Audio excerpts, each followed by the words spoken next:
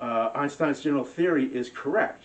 It has its own major problems, and one of which I just said is you can't define it. You know, if it's a reality, a material reality, you have to define it. You can't define it, you got nothing, right? The whole base of the general theory falls off. Yeah, so space. Yeah, the other thing with the way the LIGO experiment worked is that you had lasers, obviously, and mirrors down a couple of spaces. And when a gravitational wave was supposedly coming through, it would actually displace the mirrors a little bit by displacing space-time. There is no space-time. And you can't compress or displace space. In other words, you can't compress or displace a vacuum. That's not possible.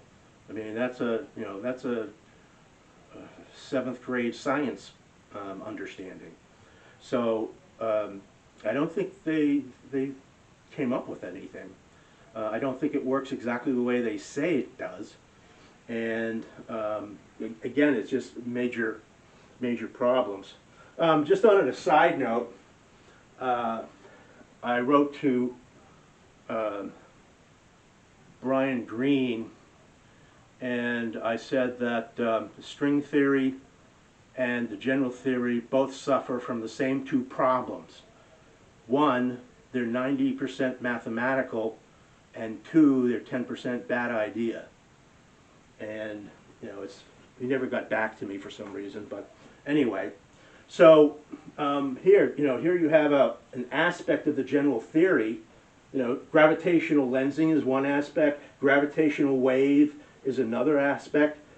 It doesn't work. It just simply physically doesn't work. The concept, usually that's where I start, is the concept, and you can just shoot the concept full of holes. I mean, it can't possibly hold up.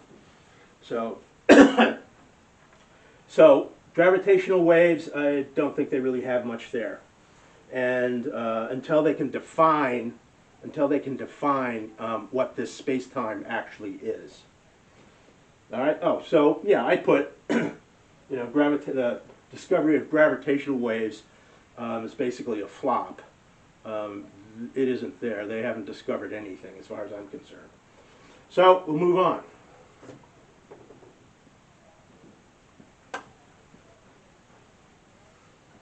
Get a new screen. Right? And so I just take, since the whole basis of the general theory, Einstein's general theory, rests upon this idea of the existence of space-time, right?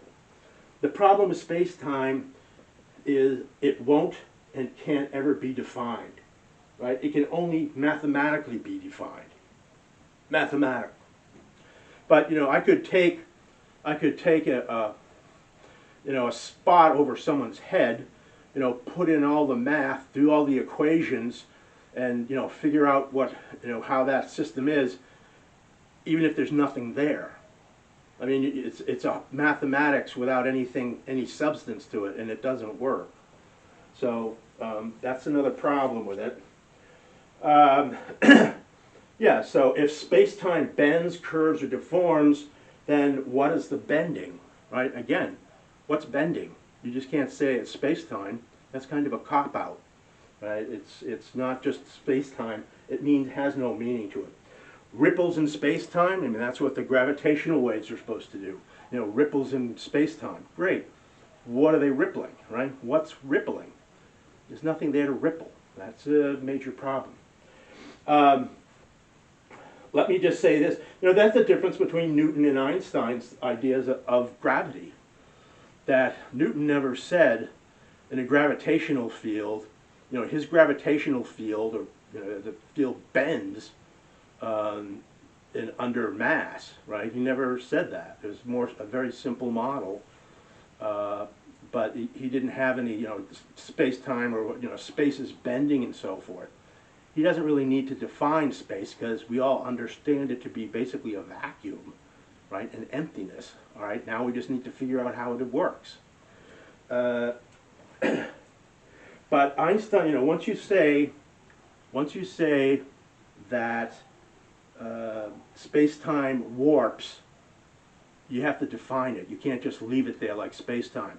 That's why I start off usually with, looking at the concept of, the theory or the model, right, to see if it makes sense. And the general theory doesn't even make sense, right? It's mathematically derived, and you can have fun with all the math, but it doesn't really have anything behind it. I mean, even when you look at, everybody starts off with the Schwarzschild excuse me, solution, or the Kerr solution, or some of the others. They're interesting, but they have absolutely nothing to do with reality whatsoever. So there's nothing there, and science has to eventually get to the point where saying, there's nothing there, we need to go back. Einstein's theory of gravity is not going to work, period. It just isn't going to work. It doesn't fit in at all. I think the only thing we need to do is go back to Newton and see what the modifications we need to come up with. What is gravity, right? That's what we need to know.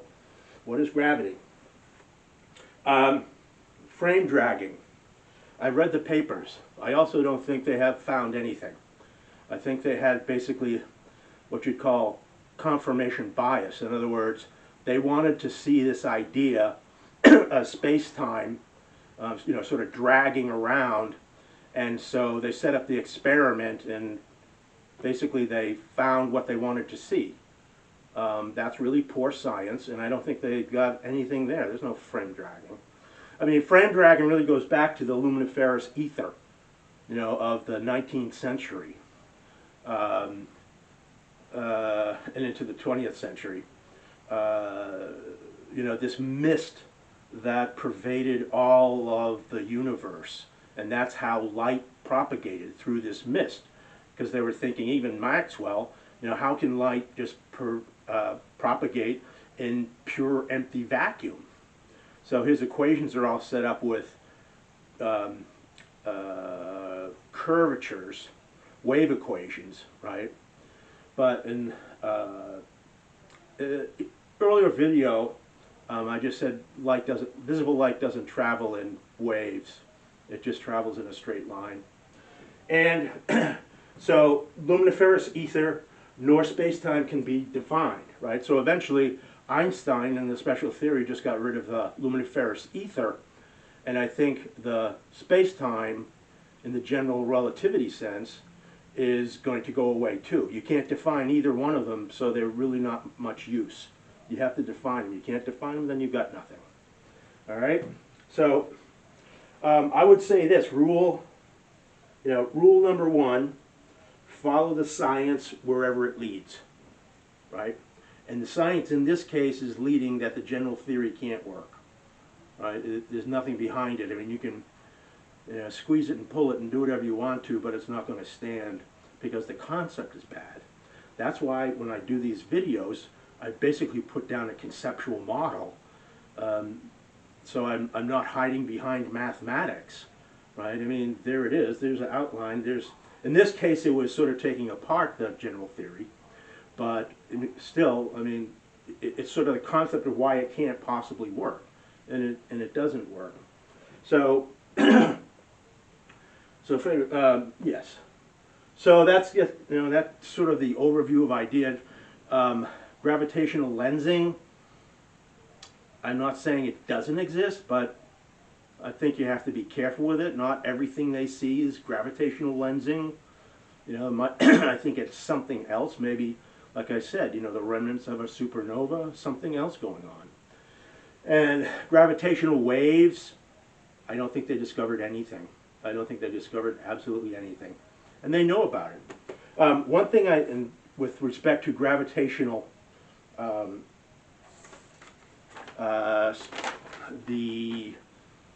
defining the space-time as in the general theory, I actually wrote to Ray Weiss, who was one of the principals on the gravitational waves on the LIGO project.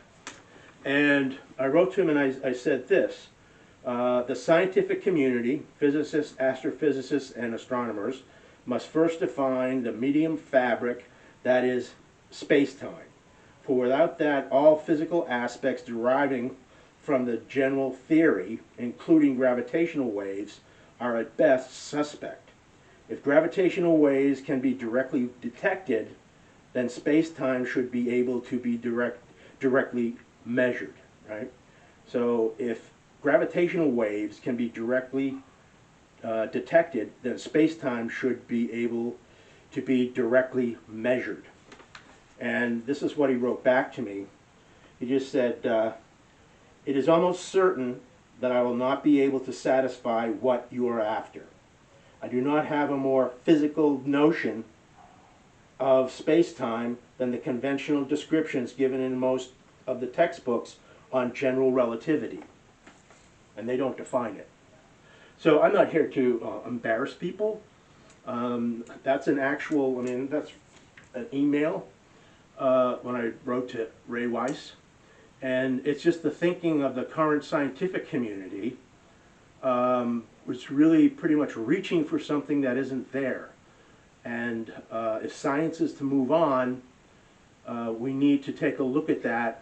And if it doesn't work, rather than keep trying to, fit the universe into an Einsteinian paradigm, like everything in the universe into an Einsteinian paradigm, it's going to fail. It's just going to completely fail. Einstein was about right about 80, 90%. I'm sorry. Einstein was about wrong about 80, 90% of the time, right? Special theory, general theory, other things.